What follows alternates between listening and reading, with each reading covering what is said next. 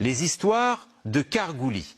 Alors pour devenir un Kargouli dès la naissance, il y a deux grandes théories, le droit du Turc et le droit du coq.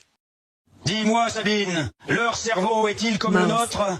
Le cerveau de votre Kargouli peut aussi tomber malade. Pour le soigner, il faut l'étudier. Il arrive donc que les chercheurs prennent un cerveau abîmé, à condition bien sûr que la famille ne soit pas anti-marocain.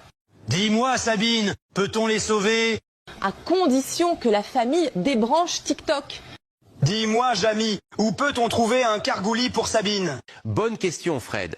Tu peux en trouver au PMU, à Marseille et même dans les chichas. Tu peux les reconnaître facilement. Les plus agressifs ont souvent une tête de Turc et une couleur de peau bretonne. Par contre, éloigne-toi s'ils brandissent leur drapeau.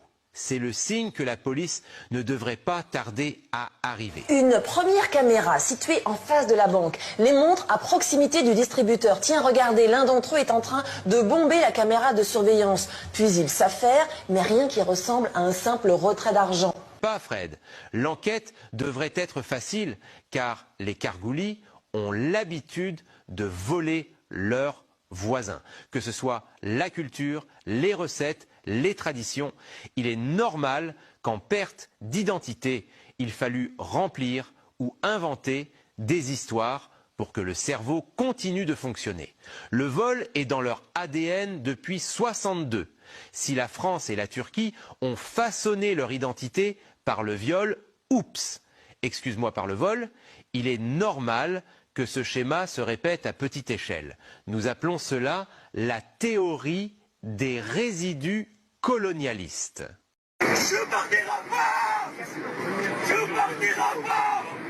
Je partirai pas! Je partirai pas! Je partirai pas! Je partirai pas! Je partirai pas! Ici votre commandant de bord. Nous sommes dans l'avion, direction Alger. N'oubliez pas d'attacher vos ceintures de sécurité et d'éteindre vos appareils électroniques. Merci et bon voyage avec